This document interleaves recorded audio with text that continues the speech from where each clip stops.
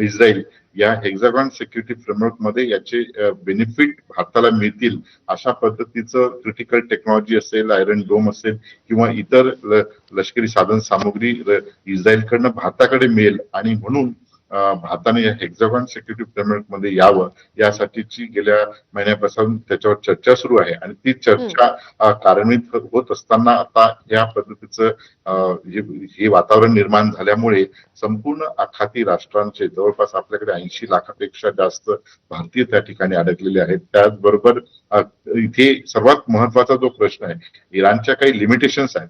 Limitation एका अर्थाने की इराण हे शिया पंथीय मुस्लिम राष्ट्र आहे आणि सर्व अमेरिकेचे जे स्ट्रॅटेजिक बेसिस आहेत ते सर्व सुन्नी बेस्ड अशा ठिकाणी जी राष्ट्र आहेत त्या ठिकाणी आहेत आणि म्हणून इराणला त्या ठिकाणी प्रतिकात्मक किंवा एक रिजनल स्टॅबिलिटीसाठी एक सपोर्टिव्ह कुठलाही देश नाही. त्याला फक्त इराणला नॉर्थ कोरिया असेल, रशिया असेल आणि चायना असेल यांचा सपोर्ट असल्या कारणाने त्या ठिकाणी इराण आपले तंत्रज्ञान विकसित करू शकला. आर्थिक प्रश्न असूनही त्या ठिकाणी संभाव सर्वाइव्ह होऊ शकला.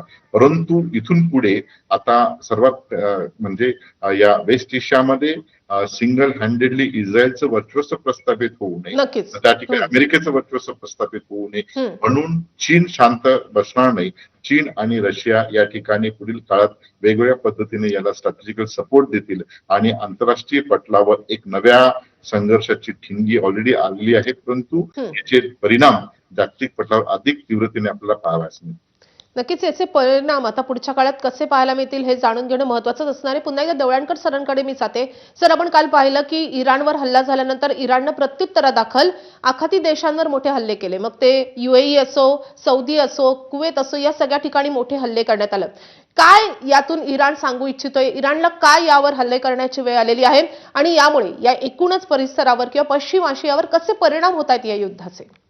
हे लक्षात घ्या, हे प्रेडिक्टेबल होतं. प्रेडिक्टेबल यासाठी होतं की हे इराणने यापूर्वी सांगितलेलं होतं की जर आमच्यावरती इस्रायल किंवा अमेरिकेकडनं अटॅक झाला तर आम्ही उत्तरादाखल केवळ इस्रायलवरती अटॅक करणार नाही किंवा अमेरिकन वॉरशिप्सवरती अटॅक करणार नाही. ज्या ज्या ठिकाणी आखातामध्ये अमेरिकेचे एअर बेसेस आहे, मिलिटरी बेसेस आहे, त्यांचा सगळ्यात मोठा मिलिटरी बेस बहरीनमध्ये आहे, त्यांचा मिलिटरी बेस एअर बेस दोहामध्ये आहे, सौदी अरेबियामध्ये आहे. ज्या ज्या ठिकाणी जे GCC मेंबर्स आहेत त्या GCC मेंबर्समध्ये ज्या ज्या ठिकाणी अमेरिकेचे मिलिटरी बेसेस आहेत त्या ठिकाणी आम्ही अटॅक करणार आणि हे त्यांनी सांगितलेलं होतं आणि त्यानुसार ते अटॅक झाले. पण जवळपास 7 देशांवरती त्यांनी अटॅक केले. अर्थात हे अटॅक सिव्हिलियन्सवरती झालेले नव्हते, हे अटॅक केवळ मिलिटरी बेसेसवरती झालेले होते आणि ते लो इंटेन्सिटी अटॅक्स या बाबतीत होते. याच्यातनं एक प्रतिकात्मक मेसेज, सिम्बॉलिक मेसेज त्यांना द्यायचा होता आणि तो मेसेज असा आहे की आम्ही करू शकतो त्यांच्या दृष्टिकोनात. पण इराण हा अत्यंत, मी तुम्हाला सांगतो, मिलिटरीली स्ट्रॉंग देश आहे. त्यांच्याकडे बॅलिस्टिक मिसाईल आहे. Compare to other Arab nations इराणची मिलिटरी पॉवर ही निश्चितपणे जास्त आहे आणि इराणच्या दृष्टिकोनातून हे सॉफ्ट टार्गेट्स आहेत. आणि दुसरं म्हणजे अरब देशांना आता कोणत्या प्रकारचा संघर्ष या ठिकाणी नकोय. लक्षात घ्या, यापूर्वी पण इराणने आपल्या प्रॉक्सीज म्हणजे इराण पुरस्कृत ज्या संघटना आहेत, विशेष करून हमास असेल, हिजबुल्ला आणि हौतीच्या माध्यमातून अनेकदा या अरब देशांमधल्या, विशेष करून सौदी अरेबिया असेल, कुवेत असेल, यांच्यामधल्या तेलाच्या ज्या खाणी आहेत त्याच्यावरती ड्रोन्स अटॅक किंवा मिसाईल अटॅक केलेले होते. आणि त्यामुळे एक आणखीन मेसेज त्यांना असा द्यायचा होता की जर हे इंटेन्सिफाय आणखीन झालं तर आमच्याकडनं तेलांच्या खाणीवरती देखील अशा स्वरूपाचे मिसाईल अटॅक होऊ शकता, पहिला मुद्दा.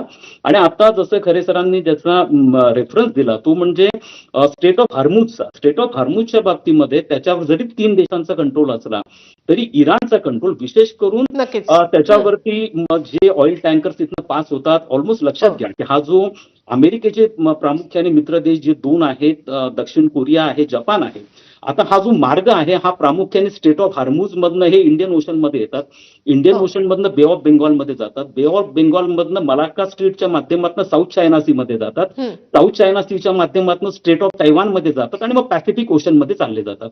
तर हा जो पूर्णपणे समुद्राचा मार्ग आहे त्याला काही त्याच्यामध्ये 2 चोक पॉइंट्स आहेत. चोक पॉइंट्स म्हणजे ज्यांना तुम्ही जर आवडलं तर त्याच्यामुळे श्वास रोखून जाईल अशा स्वरूपाचे 2 चोक पॉइंट्स आहेत. एक आहे तो म्हणजे स्ट्रेट ऑफ हॉर्मुझ आणि दुसरा आहे स्ट्रेट ऑफ तैवान.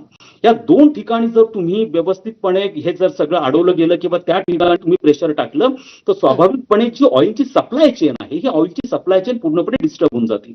आजही जवळपास 40% ऑइल सप्लाय जो आहे भारताला सुद्धा हा स्टेट ऑफ हार्मुज मधनं होतो. आता यांची मोडस ऑपरेंडी अशी आहे की हेजबोल्ला असेल किंवा हौती असेल येमेन मधली, यांनी अशा प्रकारची मास्टरी घेतली की त्यांच्याकडे असे मिसाईल्स आहेत आणि अशा